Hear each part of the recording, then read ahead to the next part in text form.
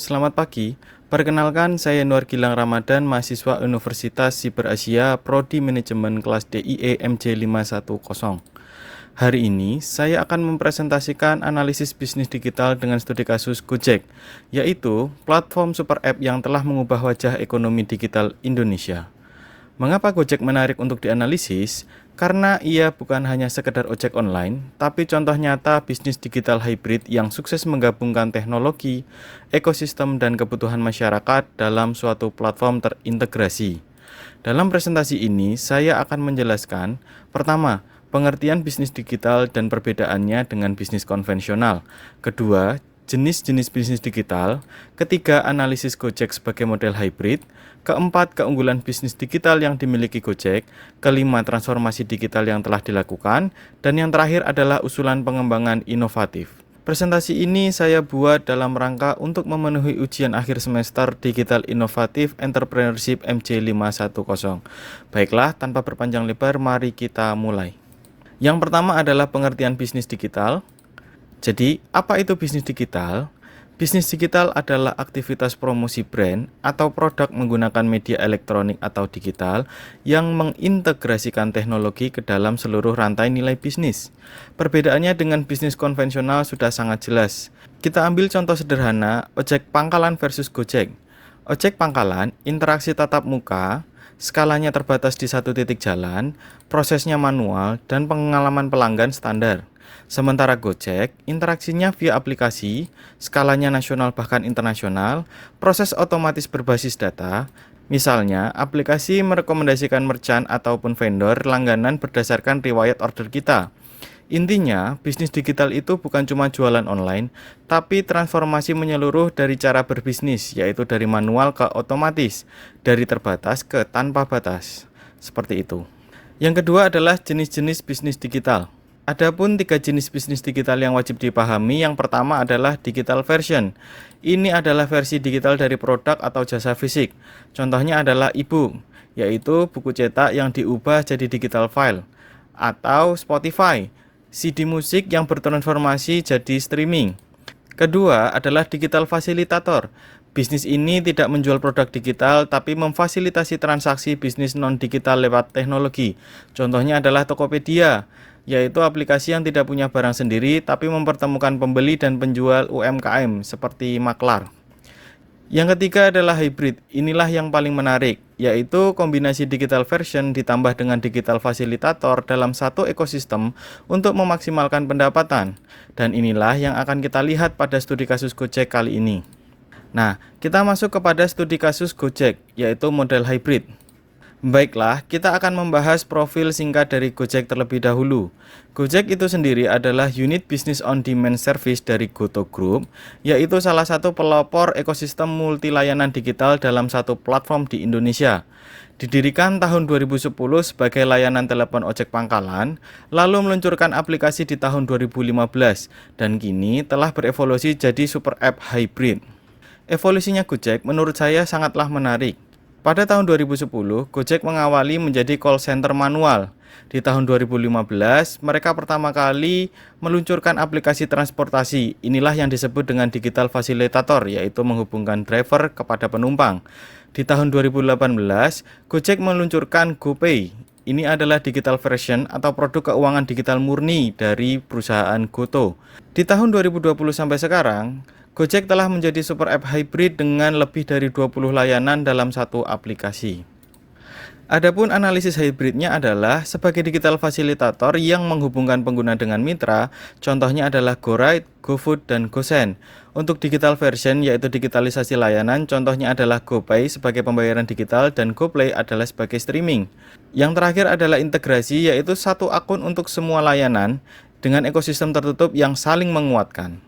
Per Februari 2026 ini, Gojek telah diunduh 190 juta pengguna dan berafiliasi dengan 3,1 juta mitra driver serta 20 juta merchant UMKM. Selain itu, Gojek juga beroperasi di Indonesia, Vietnam, dan Singapura. Ini bukanlah angka statistik yang biasa, ini adalah bukti keberhasilan model hybrid dari Gojek. Yang keempat, keunggulan bisnis digital pada Gojek.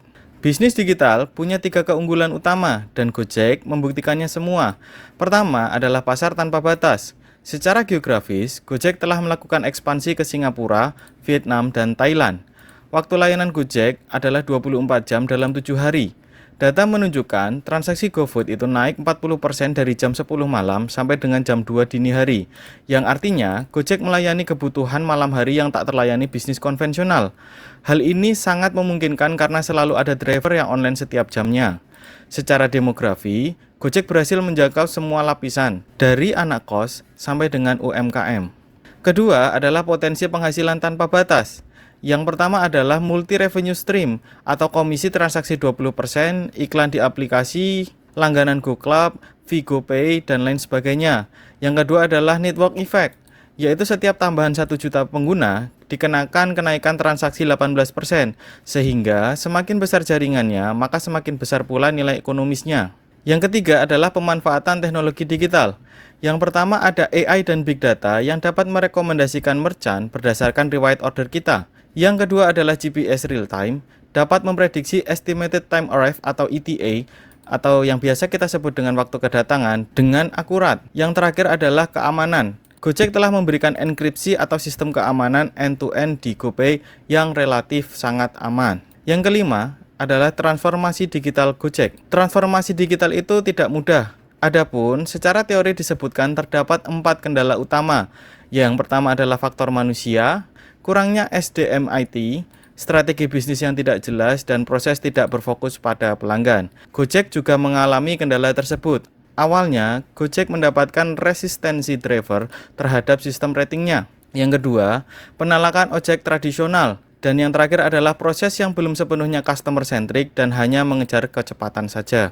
Namun, Gojek juga membuat strategi transformasinya dengan hal-hal sebagai berikut. Yang pertama adalah enterprise architecture, yaitu mengintegrasikan sistem transportasi, logistik, dan pembayaran dalam satu platform. Hasilnya apa? Satu akun untuk semua layanan. Yang kedua, customer centric. Gojek mengeluarkan fitur bagikan lokasi ke keluarga yang meningkatkan kepercayaan pengguna naik hingga 35%. Dan yang terakhir adalah kolaborasi Triple Helix, yaitu kerjasama dengan Kemendikbud untuk melatih 500 driver. Hasilnya apa? 500 driver tersebut tersertifikasi digital pada tahun 2023. Dampak dari transformasi digital tersebut apa? Yaitu pertumbuhan transaksi online sebesar 40% per tahun sesuai tren bisnis digital di Indonesia. Yang keenam, usulan pengembangan bisnis digital Gojek. Baiklah, sekarang mari kita bahas 4 usulan pengembangan inovatif yang belum pernah ada di platform Gojek. Usulan yang dirancang khusus untuk meningkatkan keamanan, aksesibilitas, dan pengalaman pengguna berbasis teknologi terkini.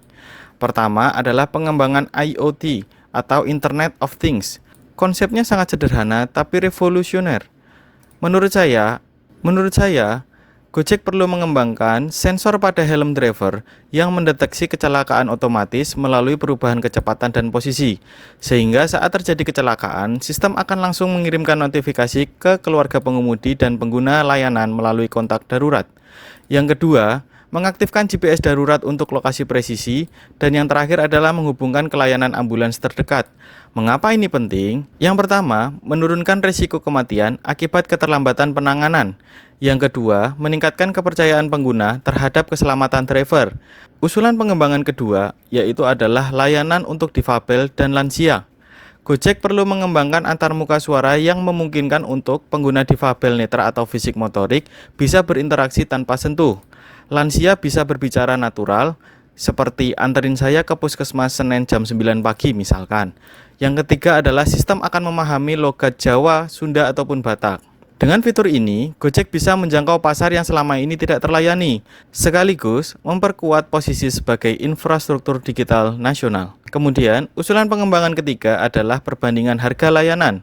Saat ini, pengguna harus membuka beberapa layanan untuk membandingkan harga. Usulan saya, fitur bandingan harga yang menampilkan rekomendasi layanan termurah dan tercepat berdasarkan riwayat order, menghitung biaya total atau termasuk biaya bensin, waktu tunggu, dan promonya, serta membandingkan dengan layanan kompetitor seperti Grab atau Maxim. Ini tidak hanya akan meningkatkan kepuasan pengguna, tapi juga mempertahankan network effect. Semakin banyak pengguna, semakin akurat rekomendasi yang dihasilkan.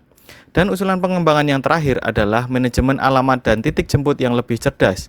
Masalah utama pengguna, rata-rata lokasi penjemputan tidak akurat karena GPS error atau alamat tidak jelas. Solusinya, AI dapat mengenali landmark terdekat dari foto lokasi yang diunggah pengguna. Kemudian, Gojek juga dapat menambahkan peta 3D untuk lokasi kompleks seperti kampus, perumahan, ataupun pusat perbelanjaan. Dan yang terakhir adalah sistem prediksi lokasi berdasarkan pola harian. Misalkan hari Senin jam 8 pagi, Pak Andi selalu naik di depan kantin atau lain sebagainya.